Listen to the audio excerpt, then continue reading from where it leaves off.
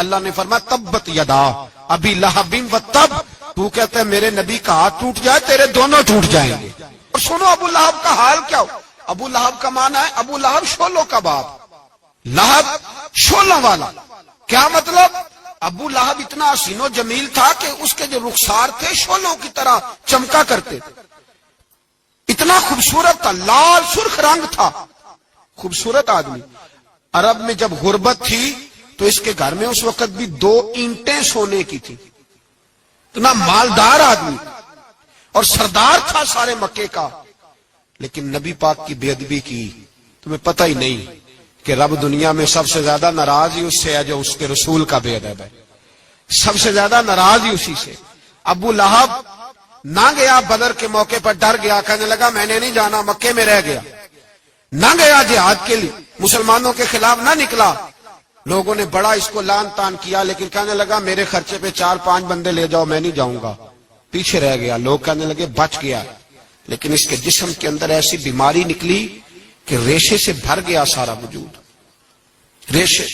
اس کے بچوں نے لے جا کے ابو لہب کو پیچھے ایک حویلی تھی مکے کے باہر، اس میں بند کر دیا، چیختا تھا، چلاتا تھا، میں بد دعا نہیں دیتا، پر اگر کلیجہ پھاڑ کے دیکھو تو دل بڑا زخمی ہے، میری حیات کو ٹکڑوں میں بانٹنے والے، جب تیری حیات بھی بکھرے تیری ممات بھی بکھرے، اللہ کرے اسی طرح تو بھی روئے جس طرح آج اس دھرنے میں شہید ہونے والے کی ماں روئی۔ اللہ کرے میری حیات کو ٹکڑوں بانٹنے والے، جب تیری حیات بھی بکھرے، جب تیری ممات بھی بکھرے، بد دعا ہے تمہارے لیے، بد دعا ہے تمہارے لیے، جب تیری حیات بھی بکھرے تیری ممات بھی۔ بند کر دیا اس کو لے جا کے وہاں پیچھے، اور جب اس کو بند کر دیا کمرے میں تو چلاتا تھا، چیختا تھا، کوئی مجھے بچاؤ، کوئی پانی پلاؤ۔ دروازہ توڑ کے باہر نکلا تو چوک میں مر گیا ابو لہب، اتنی بدبو آتی تھی کہ کوئی قریب نہیں جاتا تھا۔ چوک میں لاش پڑی تھی، یہ ہے میت کسی بے ادب کی، منہ دکھانے کے قابل نہیں، اور ان کے دشمن پہ لعنت خدا کی، رحم پانے کے قابل نہیں ہے۔ چوک میں لاش پڑی ہے، تبت یدا ابی لہب و تب، چوک میں پڑی ہوئی ہے، کوئی قریب نہیں جاتا۔ اس کے بیٹوں سے لوگ جا کے کہنے لگے تمہارا باپ تھا، شرم کرو۔ ایک ملازم کو پیسے دیے اس کے بیٹے نے، کہا گڑھا کھودو اور میرے باپ کو رسی کے ساتھ پکڑ کے اس میں پھینک دو۔ ایک گڑھا کھودا مکے کی گلی میں، اور رسی کے ساتھ پکڑ کر، رسی کے ساتھ باندھ کر اس کی ٹانگ کو گھسیٹ کر اس گڑھے میں ڈال دیا، اوپر سے مٹی ڈال دی، بدبو کا وہ ڈھیر بند کر دیا۔ ابو لہب مکے کا سردار تھا، پر جانے کہاں مردود دفن ہے۔ لیکن میانی صاحب کے قبرستان میں جاؤ، میانی صاحب کے قبرستان میں وہ علم الدین جسے اپنا نام بھی نہیں لکھنا آتا تھا، ہزاروں لوگ روزانہ اس کی قبر پہ کھڑے ہوتے ہیں اور رسول اللہ کی نعتیں سناتے ہیں۔ جا کے دیکھو تو صحیح، منظر کتنا بدل گیا۔ اور جب غازی علم دین شہید کا جنازہ اٹھا تو امیر ملت پیر جماعت علی شاہ صاحب کی چیخ نکل گئی، اور ڈاکٹر اقبال رونے لگے، اور قائد اعظم تڑپنے لگے، منتیں کرتے تھے محمد علی جناح کہ یارو تھوڑے پیچھے تو ہٹو، میرا بھی دل کرتا ہے میں بھی ذرا اسے کندھا دے لوں، ذرا پیچھے تو ہٹو۔ محمد علی جناح جیسے لوگ تڑپتے تھے، اور جب قبر میں اترنے کی باری آئی تو ڈاکٹر اقبال نے ہاتھ باندھے، کہنے لگا او دوستو اقبال پہ تھوڑا رحم کھاؤ، اسے میرے ہاتھوں پہ رکھو، قبر میں اتار دیتا، اسے میرے ہاتھوں، قوت عشق سے ہر پست کو کر دے، دور میں اس میں محمد سے اجالا کر دے، اور کی محمد سے فاتون تو ہم تیرے، یہ جہاں چیز ہے کیا لوح و قلم تیرے ہیں۔ حضرت انس بن مالک کہتے ہیں میری اماں بھی حضور کی بارگاہ میں دے گئی تھی، حضور کی بارگاہ میں یہ نہیں کہا تھا کہ یا رسول اللہ پڑھا دیں، ہاں میں ذمہ داری سے بات کر رہا ہوں، یہ نہیں کہا تھا حضور مجاہد بنا دیں، یہ تھوڑی کہا تھا کہ یا رسول اللہ صلی اللہ تعالی علیہ وسلم سے مفسر، محدث، محقق، مفتی بنا دیں۔ حضرت انس کی اماں کہہ گئی تھی سونیا جب تک یہ رہے گا نا آپ کی نوکری کرے گا، یہ گھر کے کام کاج کرے گا، ڈیوٹی کرے گا، حضور یہ آپ کی نوکری کرے گا۔ تو میرے محبوب نے پھر دعا کر دی، اللہ اسے برکت عطا فرما۔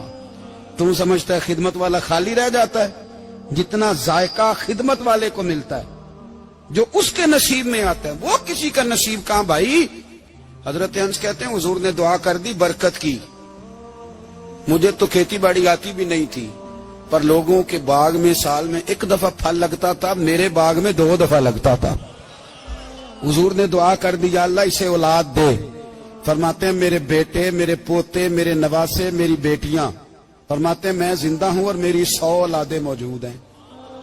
پریشان ہو گیا 100 سن کے کہ بچے 2 ہی اچھے, 100 اولادیں میری موجود ہیں. حضرت انس بھی مولانا سردار احمد صاحب کے پاس نہ چھوڑ گئی بچہ. کہنے لگی حضرت جی میں کو پڑھانے کے لیے تھوڑا چھوڑ گئی ہوں, میں تو اس لیے چھوڑ کے گئی ہوں کہ آپ مہربانی کریں خدمت کرائیں. تو حضرت جی کہنے لگے کوئی ایسا کام ہی نہیں, خدمت والا کیا کراؤں. کہنے لگی پٹھے پوا لیا کرو. جی ہوں لڑ پہ نے کہنے نے بچے کام کر دیں مدرسے دا.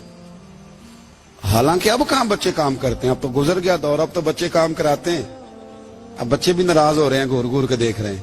صحیح پہ رہا ہوں آپ کو, بچے کام کراتے ہیں, بچے کہاں کام کرتے. کہنے لگی یہ چارہ ڈالے کرے گا آپ کی بھینسوں کو.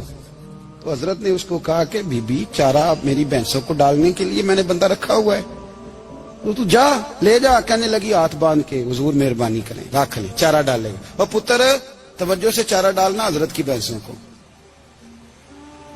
رونے لگی. حضرت نے رکھ لیا, مہینے کا خرچہ بھی دیتے. شام کو نہ وہ سارا دن کام کرتا, شام کو آ کے پیروں میں بھی بیٹھ جاتا. حضرت جی لائیں تیل تھوڑا سا, پیر نہ دبا دوں. 8 سال ساتھ والے پڑھتے رہے, یہ بیچارہ نوکری کرتا رہا. میرا روپ بھی نہیں تے میرا رنگ بھی نہیں, اور مینو یار منان دا ٹنگ بھی نہیں. کبھی کبھی نا حضرت بلال حبشی فارغ ہوتے نا تو نبی پاک کی بارگاہ میں عرض کرتے حضور کوئی کام تو نہیں, سارے ہو گئے, حضور جاؤں ذرا. چلے جاتے. ایک دن سلمان فارسی کہنے لگے یا رسول اللہ یہ بلال کہاں جاتا ہے. فرمایا جا دیکھ کے تو آ. حضرت سلمان واپس آئے تو آ کے رونے لگے.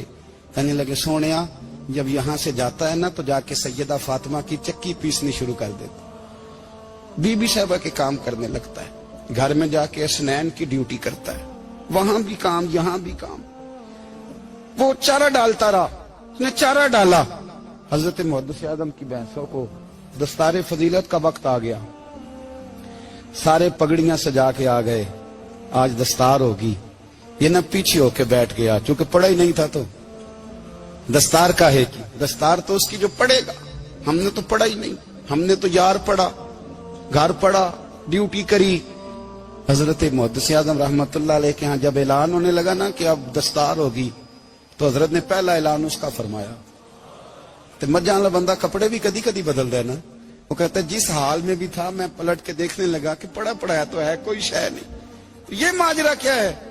پیچھے سے اٹھ کے آئے تو کہتے ہیں باقیوں کی دستار کسی عالم نے کی, کسی صوفی نے کی, لیکن یہ بھینسوں کو چارہ ڈالنے والا جب آیا تو محدث اعظم نے فرمایا پگڑی کے بال کو کوئی ہاتھ نہ لگائے, یہ ساری دستار میں نے کرنی ہے. اور فرماتے ہیں حضرت بال بھی دیتے جاتے تھے اور آنسو بھی بہاتے جاتے تھے, ماتھا بھی چومتے تھے. اور فرماتے تھے دستار کے بعد چلا تو نہیں جائے گا. یار مجھے تو عبادت بھی نہیں رہ گئی, مجھے تو چابیوں کو بھی نہیں پتا کون سی کہاں رہتی ہے, جائے گا تو نہیں. تو رو پڑا. کہنے لگا سونے جائے تو وہ جس کے پلے کچھ ہے ہو, آتا جاتا تو ہے کچھ نہیں. مجھے کس نے رکھنا ہے, میں نے کہاں جانا ہے, ادھر کہاں تو ادھر ہی رہوں گا. اس طالب علم کے سارے استاد بھائی کہتے ہیں اس نے دستار کرائی, پڑھا پڑھایا کچھ نہیں, پر جو مسئلہ اڑ جاتا تھا نا, وہ جو اڑ جاتا تھا نا, وہ جا کے اس سے پوچھتے تھے تو کتابیں کھولنے کی ضرورت نہیں پڑتی تھی.